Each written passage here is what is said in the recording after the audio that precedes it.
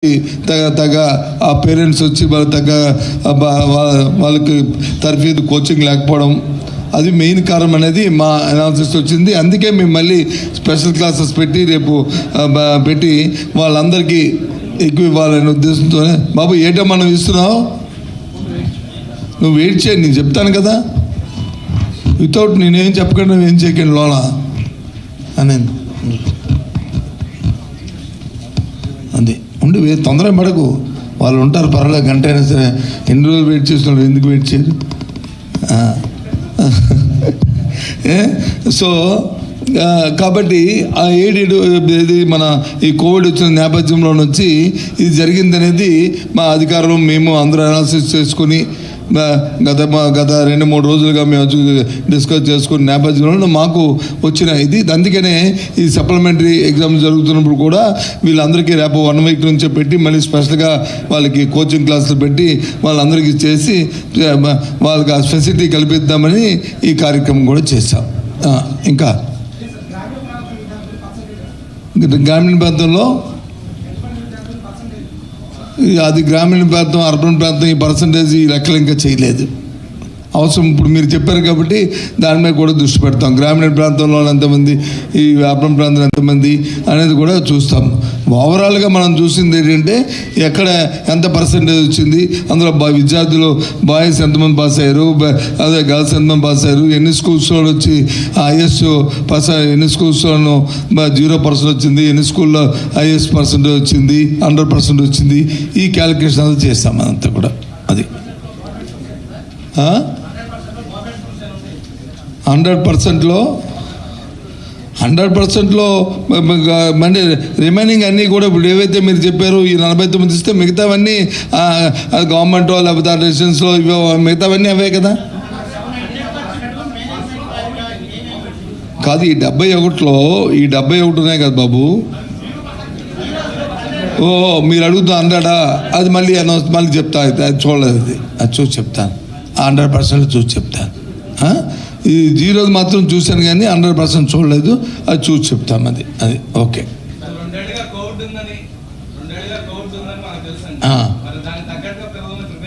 చేస్తాము.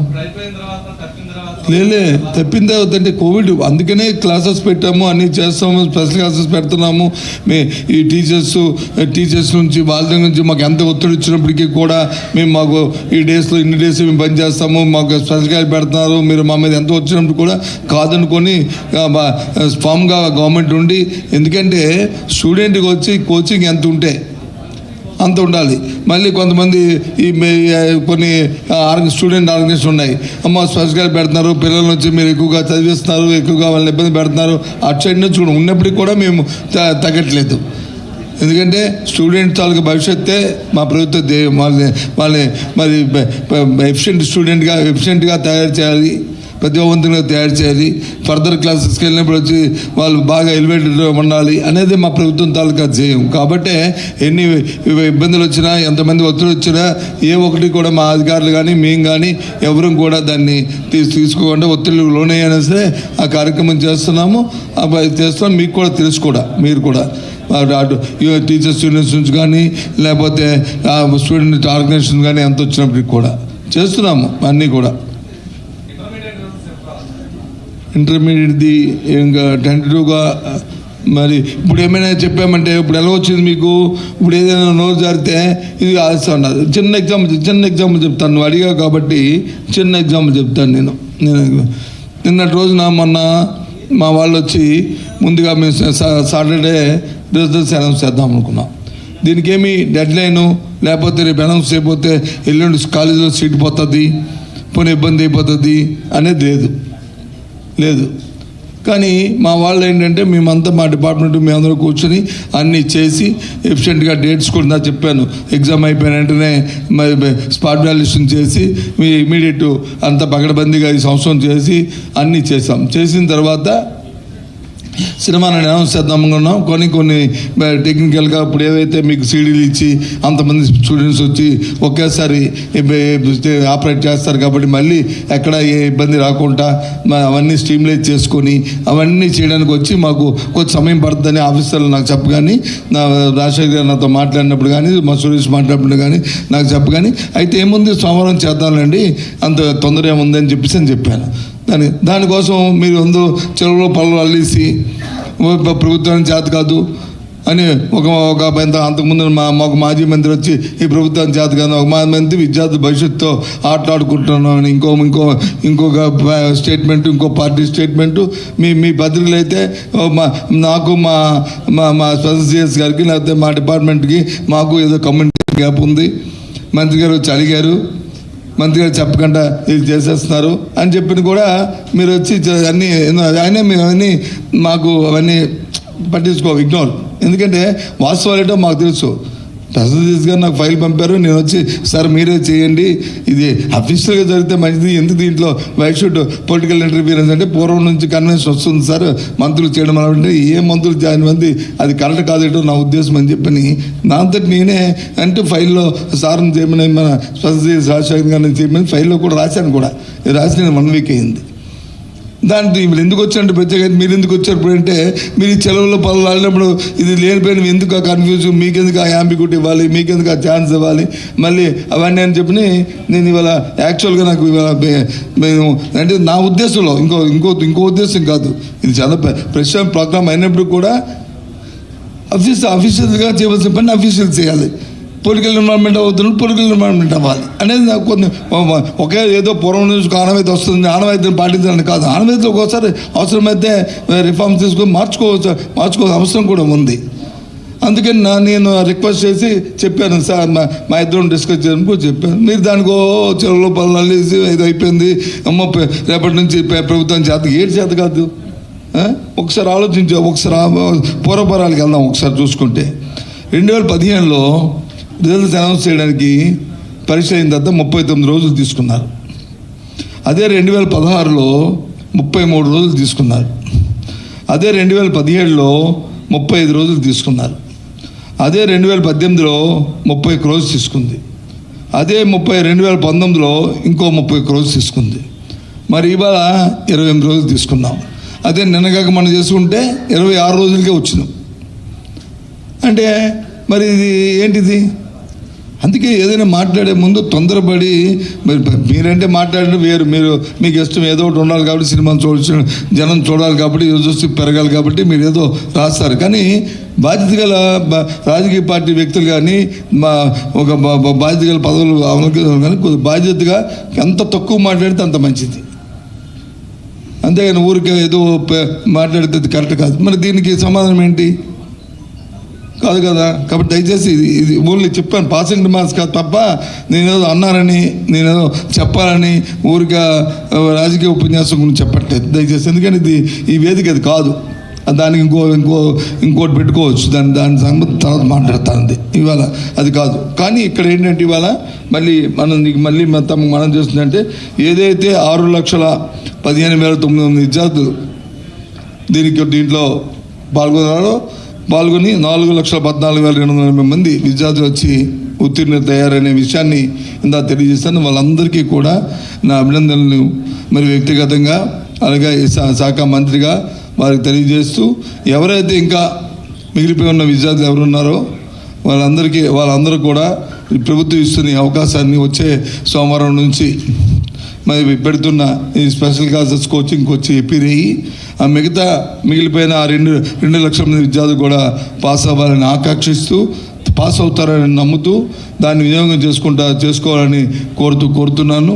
అందులో ముఖ్యంగా బాలికలు వచ్చి 70% పాస్ అవ్వడం, అంటే బాలుల కంటే బాలికలు పాస్ అవ్వడం అనేది దీంట్లో వాళ్ళందరికీ కూడా ప్రత్యేకంగా అభినందిస్తున్నాను.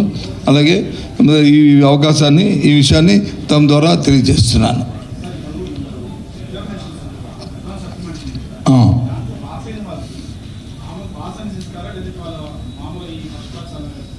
మార్క్స్ ఇస్తాం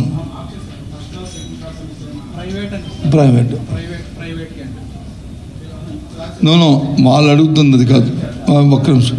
వాళ్ళు అడుగుతున్న టెక్నికల్ పాయింట్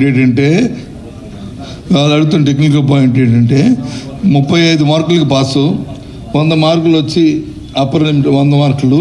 కాబట్టి 35 మార్కుల నుంచి 50 మార్కులు లోపైన వాళ్ళకి థర్డ్ క్లాస్ అని ఇస్తారా, పాస్ అని ఇస్తారా? 50 నుంచి అది కాదు, ఆ డీటెయిల్స్ కాదు. 50 నుంచి 60 వరకు పెరిగిన సెకండ్ క్లాస్ అని ఇస్తారా? 60 నుంచి అబవ్ పాస్ అయిన వాళ్ళకి వచ్చి మీరు ఫస్ట్ క్లాస్ అని ఇస్తారా, ఇవ్వరా? మార్కులు వేసి ఇస్తారా అనేది వాళ్ళు అడుగుతుంది. అంతే కదా బాబు? అది మనం అది తీసుకున్నాం, తీసుకోవాలి మనం.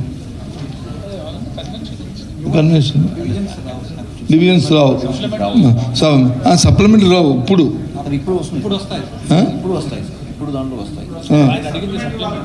సప్లిమెంటరీ దీంతో కలిపినప్పుడు అది ఆటోమేటిక్ రావాలి కదా. నో ఇప్పుడు వన్ మినిట్ మీ తరపున నిజం కూడా ఇప్పుడు మా అడుగుతున్న రిలవెంట్ క్వశ్చన్, అది కూడా మనం డిస్కస్ తర్వాత పాస్ అయ్యి తర్వాత వెళ్తే, ఎప్పుడు నెక్స్ట్ సప్లిమెంటరీ తర్వాత వెళ్తే మాత్రం వాళ్ళకి డివిజన్లో రారు. సప్లిమెంటరీలో ఉంటే మాత్రం వాళ్ళు ఎందులోనే యాడ్ అవుతారు. సప్లిమెంటరీ దానికే కదా మనం ఛాన్స్ ఇచ్చేది, దానికే కదా మనం అవకాశం ఇచ్చింది. ఇందాక మనం అదే కదా డిస్కస్ చేస్తాం.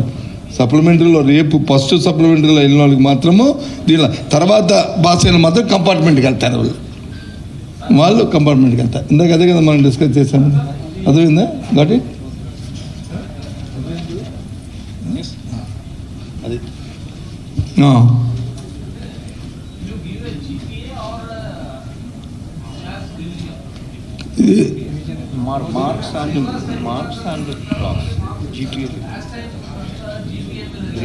గ్రేడింగ్ లేదు, మార్క్స్. యా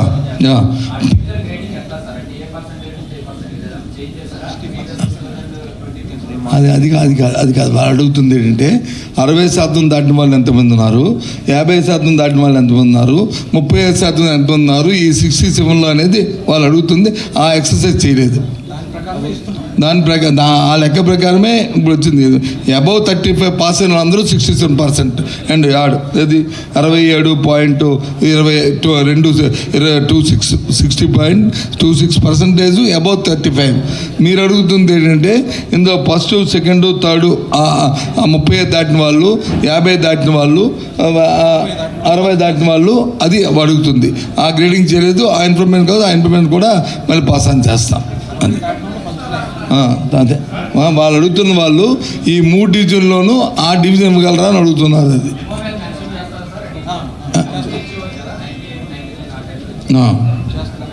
చేస్తారు. గ్రేడ్ కాకుండా ఇచ్చేస్తాం. First class, second class pass. అదే పాసు థర్డ్ డివిజన్ అనేది పాసు. సెకండ్ డివిజన్ అనేది below 50, 35 to 50, 50 to 60, above 60 first.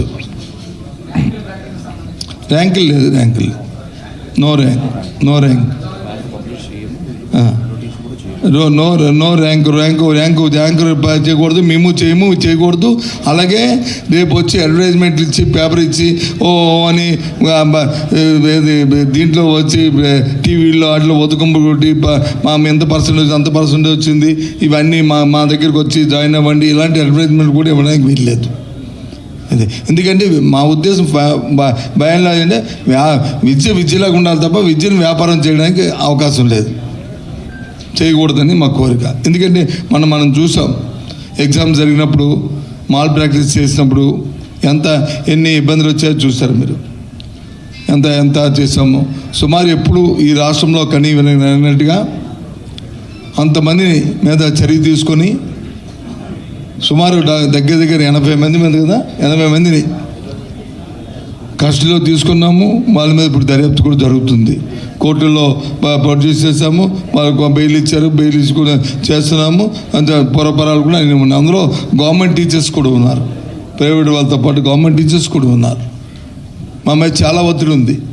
అయినప్పటికీ కూడా ఎక్కడ ఏ ఒక్కరం కూడా జరించలేదు. ఎందుకంటే ఇది కరెక్ట్ కాదు, ఎక్కడో దగ్గర దీనికి ఎండ్ ఉండాలి, ఎక్కడో దగ్గర స్టార్ట్ అవ్వాలి. స్టార్ట్ అయితే కానీ ఎండ్ అవుతుంది. స్టార్ట్ లేకపోతే ఇంకా అది ఎక్కడికి వెళ్ళిపోతే అక్కడికి పరాకాష్కి వెళ్ళిపోయింది. సో అందుకని చెప్పి మొన్న ఎగ్జామ్స్ జరుగుతున్నప్పుడు ఆ నిర్ణయం తీసుకుని మరి ఫామ్గా ఉన్నాం మేము అందరం కూడా, మా ఆఫీసర్స్ మేము అందరం కూడా ఉన్నాము. గవర్నమెంట్ నుంచి, ముఖ్యమంత్రి గారి దగ్గర నుంచి కూడా అదే సపోర్ట్ మాకు వచ్చింది. ఎక్కడ ఏ విధమైన దేనికి కూడా తావిపోద్దని చెప్పి ఆయన కూడా మీ పత్రికల్లో వస్తున్న కొంతమంది ఇచ్చిన స్టేట్మెంట్లు చూసి మాతో మాట్లాడినప్పుడు కూడా ఆయన చెప్పారు అవన్నీ కూడా. ఏం తీసి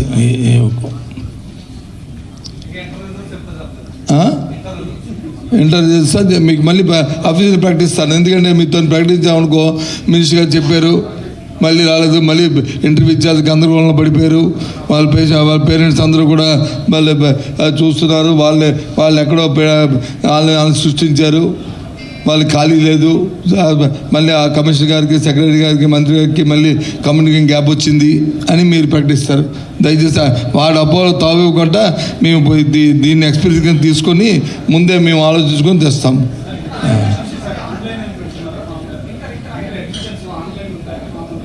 ఎగ్జామ్స్ ఆన్లైన్ ఎందుకు లేదు? అడ్మిషన్స్ ఆన్లైన్లో చేద్దామని ఆలోచన ఉంది. అంతకుముందు కోర్టు వచ్చి స్టక్ చేసింది, దాని మీద ఇచ్చింది.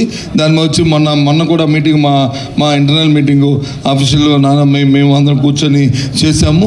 దానికి ఒక సిస్టమ్ డెవలప్ చేస్తున్నాం. చేసిన తర్వాత అనౌన్స్ చేస్తాం. అది ఆన్లైన్లో చేస్తే ఎలా చేయాలి, ఏ విధంగా చేయాలి, గవర్నమెంట్ స్కూల్స్ ఎలా చేయాలి, ప్రైవేట్ స్కూల్స్ ఎలా చేయాలి, ఈ సిస్టాన్ని అందరినీ కూడా దాంతోపాటు మనకి ఎలాగే ఎడ్యుకేషన్ యాక్ట్ ఉంది కదా, విద్యా చట్టంలో ఉన్న అంశాలు ఏంటి, మళ్ళీ దాన్ని రేపు ఎవరైనా కోర్టులో ఛాలెంజ్ చేయకుండా మళ్ళీ దానికి కావాల్సినవన్నీ క్షుణ్ణంగా అవన్నీ పరిశీలిస్తున్నారు.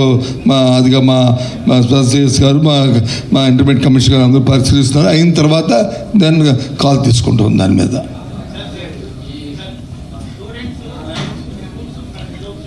ఏది బాబు?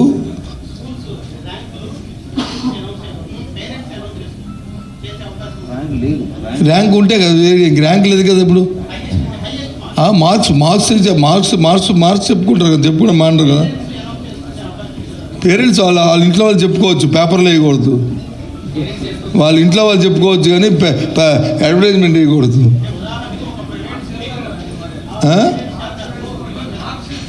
మార్క్స్ దీంట్లో మార్క్స్ ఇస్తున్నాం కదా, సీడీలో మార్క్స్ ఉన్నాయి కదా. అవి మార్క్స్ లిస్ట్ కూడా, ఇది ఆన్సర్ షీట్ కూడా 15 రోజులు పోయిన తర్వాత అది మీరు కట్టుకుంటే అవి కూడా ఇస్తాము. ఈ సంవత్సరం కొత్తగా ఒక విధానం కూడా తీసుకొచ్చాము. ఇంతకు ముందులాగా ఇంతకుముందు అయితే మా ఆన్సర్ షీట్ వైట్ పేపర్ వచ్చి 2 పేజీలు 4 పేజెస్ ఇచ్చేవారు. తర్వాత ఎడిషనల్ ఆన్సర్ షీట్స్ ఒకటి అడుగుతుంటే ఇచ్చేవారు. ఇప్పుడు అలా కాకుండా ఎన్ని పేజీలు? 24 పేజెస్ కదా. 24 పేజెస్ కదా మనం బుక్లెట్ ఇచ్చాము. అంటే అందులో పేజీలు మళ్ళీ చింపికంట, మళ్ళీ కొత్త పేజీలు యాడ్ అవ్వకంట, మళ్ళీ మిస్ఇన్ఫర్మేషన్ జరగకంట, మిస్యూజ్ జరగకంట, ఇవి మళ్ళీ పట్టుకోకండి, ఇలాంటివి జరగకుండా ఉండాలని 24 పేజెస్ బుక్కే ఇచ్చాము. సపోజ్ అందులో 2-3 పేజీలు మిగతా వాడకపోయినా వేస్ట్ అయిపోయినా ఉంటాయి తప్ప.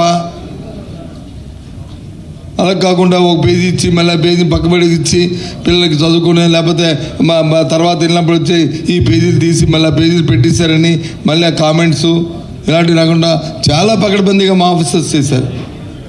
దీంట్లో కొన్ని రిఫార్మ్స్ తేవాలి. ఎందుకంటే ఎక్కడి నుంచైనా స్టార్ట్, పూర్వం ఎప్పుడో ఒకలాగా ఉండేది, ఇప్పుడు మా టెక్నాలజీ పెరిగింది, ఆలోచన విధానం మారింది, దానికి తగ్గట్టు పరిస్థితులు కూడా ఉండాలనే ఉద్దేశంతోనే ఈ కార్యక్రమం చేస్తున్నాం.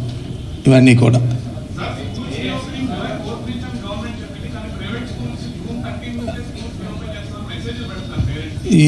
మా దృష్టికి రాలేదు. దృష్టికి వస్తే మాత్రము పేరెంట్స్ నుంచి కంప్లైంట్స్ వస్తే మాత్రం మేము యాక్షన్ తీసుకుంటాం. మా దృష్టికి అది రాలేదు. అవి మామూలుగా స్టేట్ సిలబస్ సంబంధించిన సిబిఎస్ఈ అయితే చేసుకోవచ్చు, కానీ స్టేట్ సిలబస్ చేయకూడదు. ఒకవేళ అది ఏదైనా మా దృష్టికి ఏ పేరెంట్ అయినా మాకు పెడితే మాత్రం మేము యాక్షన్ తీసుకుంటాం. మీరు చెప్పిందే మేము యాక్షన్ తీసుకోలేము మేము. అది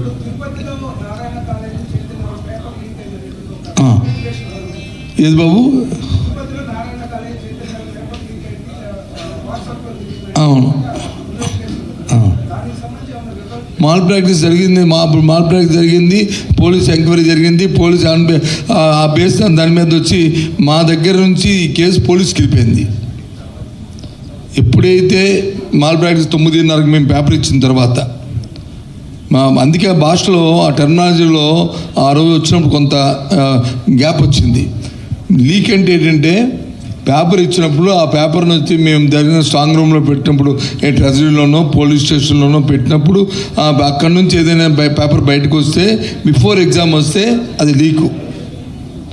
మేము పేపర్ ఇచ్చిన తర్వాత దాన్ని వచ్చి ఇప్పుడు వచ్చిన మన సాంకేతిక పరిజ్ఞానంతో తీసుకొని టెక్నాలజీ తీసుకొని ఏ వాట్సాప్లోనో సెల్ ఫోన్లోనో తీసి దాన్ని పంపించి దాని ఆన్సర్లు తయారు చేసి తీసుకొచ్చి అవన్నీ చేస్తే అది మాల్ ప్రాక్టీస్. అలాంటి పరిస్థితుల్లో అది మన జరిగింది మాల్ ప్రాక్టీస్. దాన్ని మేము పట్టుకొని పోలీసుతో సహకారంతో అలాగే మా అధికారులు చాలా అప్రమత్తమై మేము కూడా ఇంటర్నల్ విజిలెన్స్ పెట్టుకొని ఈ కార్యక్రమం చేసి అది పట్టుకున్న తర్వాత అది పోలీస్కి కేసు అప్ చెప్పాం. ఆ పోలీస్ ఇన్వెస్టిగేషన్ చేస్తుంది. మరి వాళ్ళ మీద మరి అది ఎందుకు ఏం జరిగింది ఏంటి అనేది వాళ్ళు చేసిన తర్వాత వాళ్ళు మాకు మళ్ళీ ఫైండింగ్స్ ఇచ్చి ఇక్కడ ఈ రకంగా జరుగుతుందంటే ఇన్ ఫ్యూచర్లో అవి కూడా కట్టడి చేయడానికి చూస్తాం. అయితే కొన్ని ఆఫ్ ది రికార్డులో నాకు వచ్చిన ఇన్ఫర్మేషన్ అంటే ఆర్గనైజ్డ్ క్రైమ్ ఇది. ఆర్గనైజ్డ్గా ఈ కార్యక్రమాన్ని ఏవైతే కొన్ని ప్రైవేట్ స్కూల్స్ ఉన్నాయో కొన్ని రిప్యూటెడ్ ప్రైవేట్ స్కూల్స్ ఉన్నాయో వాళ్ళ వ్యాపారం కోసం వచ్చి కొంతమందిని ఎంగేజ్ చేస్తూ throughout the year not only exams ఆ రోజుల్లో కాకుండా చేస్తానని వచ్చింది. ఇప్పుడు మీరు అడిగారు కాబట్టి ఒకసారి నేను కూడా అది ఆ పోలీస్ అధికారులతో ఒక సమావేశం పెట్టుకొని ఏ రకంగా జరిగింది ఏమిటనేది తెలుసుకుని మీ అందరం మా ఆఫీసు తెలుసుకొని దాన్ని ఫ్యూచర్లో ఏ విధంగా దాన్ని ప్రివెంట్ చేయాలి ఏ విధంగా కట్టడి చేయాలి అనేది నేను ఆలోచన చేసుకొని ఆ విషయాన్ని కూడా మీకు చెప్తాను. ఎందుకంటే మీకు చెప్తే అది బయటకు వచ్చినాక కొద్దిగా భయం పడతారు. అది అప్పుడు చెప్తాను. ఓకేనా? కాఫీ దగ్గర ఏది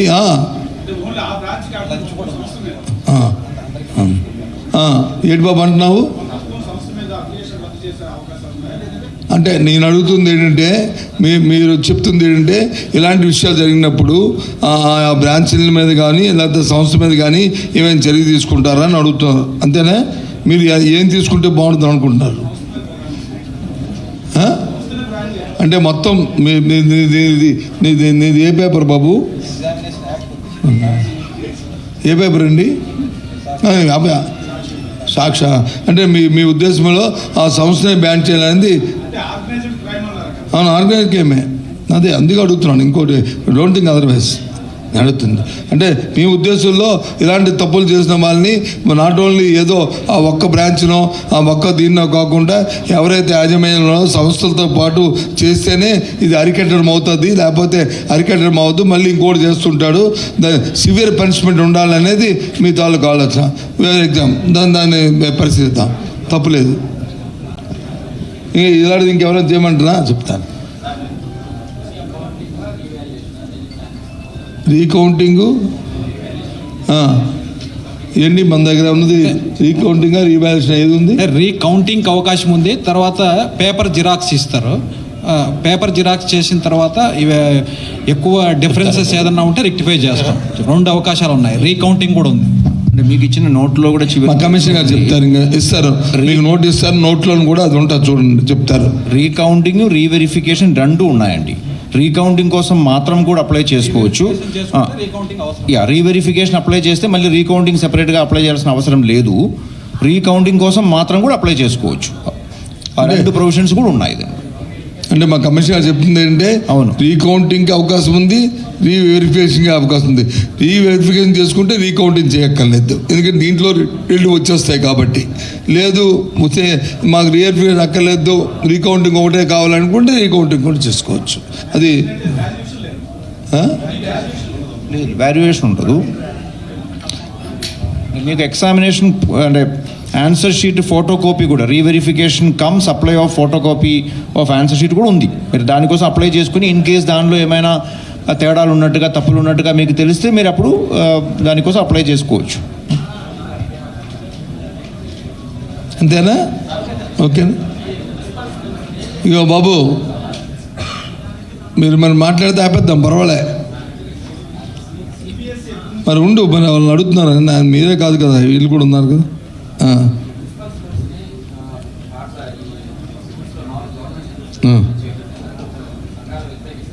సంఘాలను వ్యతిరేకించలేదు. మున్సిపల్ స్కూల్స్ ఏవైతే ఉన్నాయో జిల్లాలో రాష్ట్రంలో ఉన్న ఉపాధ్యాయ సంఘాలతో పాటు ఉపాధ్యాయ ఎమ్మెల్సీలు అందరూ కూడా వేరువేరుగా నన్ను కలిసినప్పుడు నేను ఈ మినిస్టర్గా ఈ పోర్ట్ఫోలియో నేను హోల్డ్ చేస్తున్నప్పుడు కాదు, మున్సిపల్ అడ్మినిస్ట్రేషన్ పోర్ట్ఫోలియో నేను హోల్డ్ చేస్తున్నప్పుడే నన్ను నా దగ్గరకు వచ్చి కలిసి, సార్ జిల్లా పరిషత్ స్కూల్స్ ఏ రకంగా అయితే మానిటరింగ్ వచ్చే స్కూల్ ఎడ్యుకేషన్ ఉందో ఆ రకంగా మున్సిపల్ స్కూల్స్ చేస్తే బాగుంటుందండి. అది చేస్తే దానివల్ల ఒకే అంబరిలా కింద ఒకే గొడుగు కింద అవన్నీ వస్తే మీరు ఇచ్చిన ఆ ప్రభుత్వం ఇచ్చిన ఉత్తర్వులు మరి ఏదైతే ప్రభుత్వ పాలసీ విధానం ఉందో దాన్ని చూడడానికి అవుతుంది, కరెక్ట్గా ఇంప్లిమెంట్ జరిగే అవకాశాలు ఉంటాయి. దాంతోపాటు మున్సిపల్ స్కూల్స్ ఉన్న దగ్గర వారిని సూపర్వైజేషను బాగా లేదండి. అక్కడ స్కూల్ ఇన్స్పెక్టర్లు కానీ, అక్కడైతే ఎంఈఓస్ ఉన్నారు, ఇక్కడైతే స్కూల్ ఇన్స్పెక్టర్ కూడా లేరండి, ఒక కమిషనర్ చూస్తున్నారు. దీని మీద మీరు పరిశీలించాలని చెప్పి ఎమ్మెల్సీసు దాంతోపాటు టీచర్స్ ఆర్గనైజేషన్ కూడా నాకు వచ్చాయి. ఒక మీటింగ్ అయితే గుంటూరులో జరిగింది, అది ఏ ఆర్గనైజేషన్ నేను మర్చిపోయాను. దాంట్లో నన్ను పిలిస్తే ఆ మీటింగ్ కూడా నేను వెళ్ళాను గుంటూరులో పెద్ద దాంట్లో ఆడిటోరియంలో. అక్కడ కూడా నన్ను అడిగారు. అక్కడే నేను చెప్పాను దీన్ని పరిశీలిస్తాను తప్పుకుంటానా, ఒకవేళ నిజమైన తర్వాత వచ్చి నేను మున్సిపల్ ఉన్నప్పుడు వాళ్ళందరితో కూడా సమావేశం పెట్టినప్పుడు అవును ఇక్కడ ఎవరు లేరండి మేమే కమిషనర్ చూస్తామంటే వైషుడ్ చూడడం ఎందుకు అలాంటప్పుడు స్కూల్ ఎడ్యుకేషన్కి సబ్జెక్ట్ ట్రాన్స్ఫర్ చేస్తే బాగుంటుంది కదా అనేది ఒక ఆలోచన వచ్చింది. ఆ తర్వాత కోవిడ్ వచ్చింది. ఈ 2 సంవత్సరాలు అయిపోయిన తర్వాత మొన్న జరిగిన శాసనసభ సమావేశాలకు ముందు ఈ విషయాన్ని ఎమ్మెల్సీలు అందరూ వచ్చి నన్ను కోరితే అప్పుడు ఇంకా మన ఇది రీషఫ్లు జరగలే. అప్పుడు నేను మున్సిపల్ అడ్మినిస్ట్రేషన్ చూస్తున్నాను. అప్పుడు వాళ్ళు ఇచ్చిన వాళ్ళందరూ రిప్రజెంటేషన్ ఇస్తే అప్పుడు ముఖ్యమంత్రి గారి దృష్టికి ఈ విషయాన్ని తీసుకెళ్ళాం. ఆయన కూడా ఆలోచన చేసి అవును ఇది బాగానే ఉంది కదా, ఒకే అంబ్రెలా కింద బాగుంటుంది, తప్పకుండా దీన్ని వచ్చి నాట్ ఓన్లీ ఎసెట్స్కి సంబంధం లేదు, ఓన్లీ ఏదైతే డే టు డే అడ్మినిస్ట్రేషన్ ఉందో జిల్లా పరిషత్ తిరగతే జిల్లా పరిషత్ స్కూల్స్ హై స్కూల్స్ అన్నీ జిల్లా పరిషత్ అడ్మినిస్ట్రేషన్లో ఉండి అడ్మినిస్ట్రేషన్ ఏదైతే స్కూల్ ఎడ్యుకేషన్లో ఉందో అలాగే మున్సిపాలిటీలో కూడా ఉన్న అసెట్స్ అన్నీ మున్సిపాలిటీకి ఉంటాయి. కానీ అడ్మినిస్ట్రేషన్ అంతా కూడా స్కూల్ ఎడ్యుకేషన్లో వస్తుంది. వాళ్ళ ట్రాన్స్ఫర్లు ప్రమోషన్లు అవన్నీ కూడా జిల్లా పరిషత్తులు ఏ విధంగా అయితే ఉన్నాయో మున్సిపాలిటీలు కూడా అలాగే ఉంటాయి. మళ్ళీ అక్కడ ఏ విధమైన మరి లేదు. మున్సిపాలిటీ అయితే ఒక యూనిట్, అలాగే అదే ఒక యూనిట్. చెప్దాం వద్దాం ఏది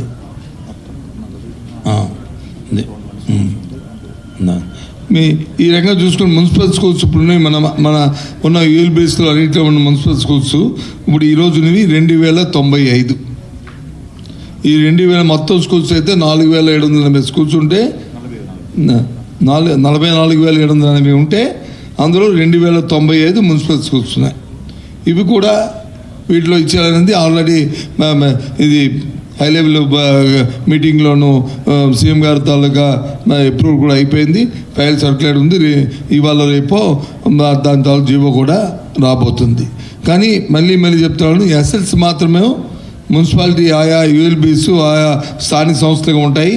ఓన్లీ అడ్మినిస్ట్రేషన్ మాత్రమే, పర్యవేక్షణ మాత్రమే దాంట్లో స్కూల్ ఎడ్యుకేషన్ అనేది చూస్తుంది.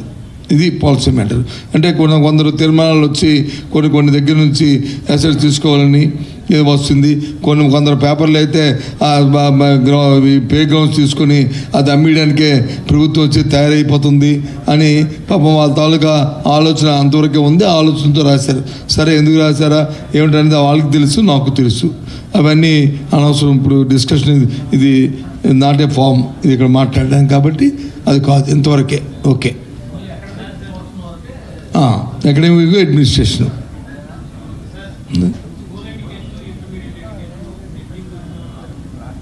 స్కూల్ ఎడ్యుకేషన్ ఇంటర్మీడియట్ మీద మా నేషనల్ పాలసీ స్కూల్ వచ్చిన దాని ప్రకారం ఇప్పుడు తీసుకుంటున్నాం కదా, సర్క్యూట్ ఫౌండేషన్ స్కూల్స్ తీసుకుంటున్నాము.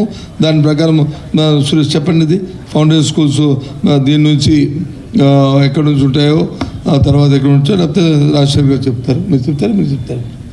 అంటే ఇప్పుడు ఆల్రెడీ మీకు తెలుసు కదా, 2 సంవత్సరాల నుంచి మన రాష్ట్రంలో school reorganisation, school mapping exercise జరుగుతుంది. ఏదైతే ఫౌండేషన్ లెవెల్ ఉన్నాయో, ఫౌండేషన్ లెవెల్ లిటరసీ, న్యూమరసీని పెంచాలనే ఉద్దేశంతో ఫౌండేషన్ స్కూల్స్ని, అంటే అంగన్వాడీ నుంచి క్లాస్ 1, 2 వరకు ఉన్నది ఫౌండేషన్ స్కూల్స్ అంటాము. దాన్నే స్ట్రెంగ్తన్ చేయడానికి ఒక ఎక్సర్సైజ్ ఒకవైపు, అలాగే హై స్కూల్స్ ఏదైతే ఉన్నాయో 3వ తరగతి నుంచి 10వ తరగతి వరకు ఉన్న అన్నింటినీ కూడా ఒకే అంబర్లా కింద తీసుకువచ్చి అక్కడే 3వ తరగతి నుంచి ప్రతి ఒక్క సబ్జెక్టు కూడా సబ్జెక్ట్ టీచర్స్తో చెప్పించేటట్టుగా. ఇప్పుడు మనకు ప్రైమరీ స్కూల్స్లో కానీ అప్పర్ ప్రైమరీ స్కూల్స్లో కానీ సబ్జెక్ట్ టీచర్స్ లేవు కాబట్టి చాలా లెర్నింగ్ లాస్ ఉంది అక్కడ. కాబట్టి ఇప్పుడు మనం ఈ చేసిన రీఆర్గనైజేషన్ తర్వాత అన్ని హై స్కూల్స్ అంటే 3వ తరగతి నుంచి 10వ తరగతి వరకు సబ్జెక్ట్ టీచర్లు ఉంటాయి. దీంతో పాటు దేశవ్యాప్తంగా కూడా చూస్తే 1-2 రాష్ట్రాలు తప్ప మిగిలిన అన్ని చోట్ల కూడా స్కూల్ ఎడ్యుకేషన్ అనేది 12వ తరగతి వరకు ఉంది. అంటే class 11th class and 12th class కూడా స్కూల్ ఎడ్యుకేషన్ అంబర్లా కిందే ఉంది. ఆ రకంగా కూడా తీసుకురావడానికి కూడా కొంత ఎక్సర్సైజ్ జరుగుతున్నాయి ఇప్పుడు. దానిలో కొన్ని హై స్కూల్స్ని అప్గ్రేడ్ చేసి ఇంటర్మీడియట్తో సహా అప్గ్రేడ్ చేయడానికి ప్రయత్నాలు అది చేస్తున్నాము. అలాగే కొంత ఎక్సర్సైజ్ జరుగుతుంది. ఇంకా దాని మీద ఇంకా డీటెయిల్డ్గా ఇంకా స్టడీ చేయాల్సిన అవసరం ఉంది.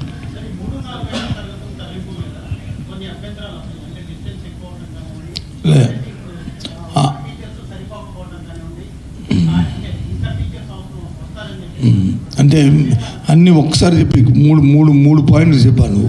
1 డిస్టెన్సు, 2 స్ట్రీట్స్ చనిపోవడం, 2 కదా పాయింట్, అంతే కదా.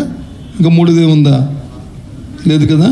ఆ 2 పాయింట్లు సంబంధించి డిస్టెన్స్ సంబంధించి అందుకే 1 కిలోమీటర్ డిస్టెన్స్, ఇంతకుముందు 3 కిలోమీటర్స్ ఫస్ట్ అనుకున్నాము. అవి ఎక్సర్సైజ్ చేసాము, ఎంత దూరం ఉంటుంది, ఎన్ని స్కూల్స్ ఉంటాయి అన్ని చూసుకున్నాము. దాని తాలూకా ఇంకా తర్వాత తదుపరి మళ్ళీ ఆలోచన చేసి అది 1 కిలోమీటర్ వరకు కుదించాము. అది కుదించడం జరిగింది. ఇక మీరు చెప్తున్న టీచర్స్ ఏదైతే ఉన్నదో దానికి రేషనైజ్ చేస్తున్నాము. చేసి ఆ టీచర్స్ కానీ తక్కువ ఎక్కువ ఇక్కడ లేకపోతే అక్కడ వచ్చి ఆ టీచర్స్ని మళ్ళీ దాన్ని అవసరం అనుకుంటే ఆ స్కూల్స్లో టీచర్స్ నింపిన తర్వాతే ఈ కార్యక్రమం. ఏదైనప్పటికీ కూడా అన్నిటికీ పారామీటర్ ఏంటంటే ఆ ఫెసిలిటీస్ క్రియేట్ చేసిన తర్వాత ఆయా స్కూల్స్లో అవి మార్పులు జరుగుతాయి.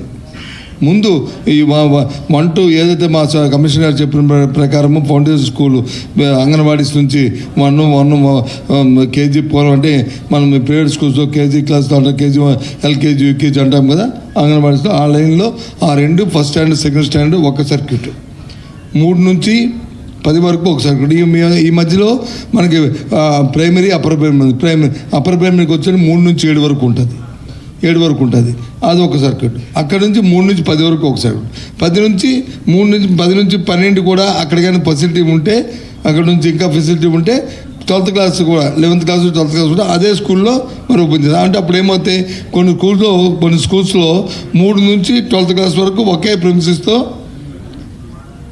వచ్చే అవకాశం ఉంది. దానికి తగ్గట్టు ఈ రిక్రూట్మెంట్ కూడా ఉన్న వాళ్ళని నాశనం చేయడమా లేదా కొత్త వాళ్ళని వేయడమా అనేది ఆలోచన చేసుకుని ఆ కార్యక్రమం చేస్తాం.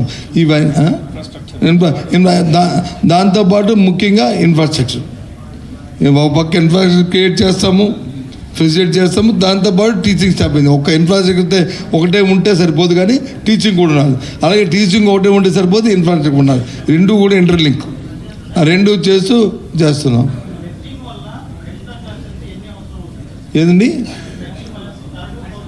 ఒక పని చేద్దాం నీకు కేవలం దాని మీద ఫౌండేషన్ స్కూల్ మీద ఈ చెప్తున్న ఈ అప్పర్ ప్రైమరీ దాన్ని ఫౌండేషన్ ఏ పేర్లు పెట్టామని దాన్ని foundation plus pre primary high school, ఇది high school plus foundation plus ఏంటి pre primary pre high school plus ఇవన్నిటి మీద ఒక సపరేట్గా మళ్ళీ ఒక ప్రస్తావన పెట్టుకుందాం. మా ఎక్సెస్ అంత అయిన తర్వాత రేపు అకాడమిక్ ఇయర్కి వచ్చి ఎన్ని స్కూల్స్ వస్తున్నాయి, ఎంతమంది అవుతున్నాయి, ఎన్ని స్కూల్స్ మెచ్ చేస్తాము, ఎంతమంది టీచర్స్ అవసరం వస్తున్నారు, దానికి ఇన్ఫ్రాస్ట్రక్చర్ క్రియేట్ చేయడం, దానికి 4 నెలల్లో ఎంత మేము వచ్చి దాన్ని ప్రొవైడ్ చేస్తాము, అది ఎప్పుడు లోపల చేస్తాము, ఇవన్నిటి కూడా డీటెయిల్డ్గా చేద్దాం. లేకపోతే మీరు సగం చెప్పుకొని అది రాంగ్ న్యూస్ అనవసరంగా బయటికి పోయి దాని నుంచి వచ్చే ఇబ్బందులు వస్తాయి. అందుకని అది చేద్దాం. అదంతా కూడా అంటే ఇన్ఫర్మేషను పర్ఫెక్ట్గా వెళ్తుంది, మరి కన్ఫ్యూజ్ యాంబిగ్యూటీ లేకుండా ఏంటి అవన్నీ కూడా చెప్తాను. దాంట్లో అదే ఆ విషయం డిఎస్సి అవన్నీ టెట్ అవన్నీ కూడా అవన్నీ కూడా దానికి సంబంధించిన అంశం. అది దానికి రిలేటెడ్ కాబట్టి దాని రిలేటెడ్లో అవన్నీ మాట్లాడుకుందాం. ఇప్పుడు ఓన్లీ ఇప్పుడు ఈరోజు confine only exam 10th class results దాని మీద పర్సంటేజ్ ఆ రిమైనింగ్ పర్సంటేజ్ ఎందుకైంది దానికి అడిగారు మీరు. మా విశ్లేషణలో మా తాలూకా ఎక్సర్సైజ్లోను ఈ కోవిడ్ దీని పరిస్థితులు దీనికోసం ఏం చేయబోతున్నాము, దీనికి స్పెషల్ క్లాసెస్ పెట్టడము, స్పెషల్ కోచింగ్ పెట్టడము, దాంతోపాటు వాళ్ళకి అవకాశం ఇవ్వడము, అది ఇమీడియట్ నెక్స్ట్ మండే నుంచి స్టార్ట్ చేయడము. దానికి ఎగ్జామ్స్ కూడా డేట్ కూడా సప్లిమెంట్ డేట్ కూడా అనౌన్స్ చేసాము. ఆ డేట్ లోపల వచ్చి వీళ్ళకి కోచింగ్ చేస్తూ ఆ డేట్లో వాళ్ళకి ఎగ్జామ్స్ ఇచ్చి వాళ్ళు మ్యాక్సిమం పాస్ అవ్వాలని మేమైతే అనుకుంటున్నాం. మా అభిమతం అది. వాళ్ళకి స్పెషల్ కోచింగ్ ఇచ్చి వాళ్ళని చేయించాలి. దీనికి ఎంతవరకు వాళ్ళు కన్ఫైన్ అవుదాము. మిగతావన్నీ ఏమైనా ఉంటే మళ్ళీ ఇంకో ప్రెస్ మీట్లో పెట్టుకుందాం, అప్పుడు చెప్పుకుందాం. ఏదైనా ఎవ్రీథింగ్ ఈజ్ ట్రాన్స్పరెంట్. ఓకే, దయచేసి అందరూ లంచ్ కూడా ఉందంటే అలా జాయిన్ అయ్యి భోంచేసి అప్పుడు శుభ్రంగా కూర్చొని ఇవన్నీ విశ్లేషణ రాయండి. Okay, thank you. బాయ్. చాలా వాల్యుబుల్ టయాన్ని ఇచ్చి ఈరోజు రిజల్ట్ విడుదల చేసిన మన గౌరవ మంత్రివర్యులు విద్యాశాఖ మంత్రులు శ్రీ బొత్స సత్యనారాయణ గారికి ప్రత్యేక కృతజ్ఞతలు తెలియజేస్తున్నాం.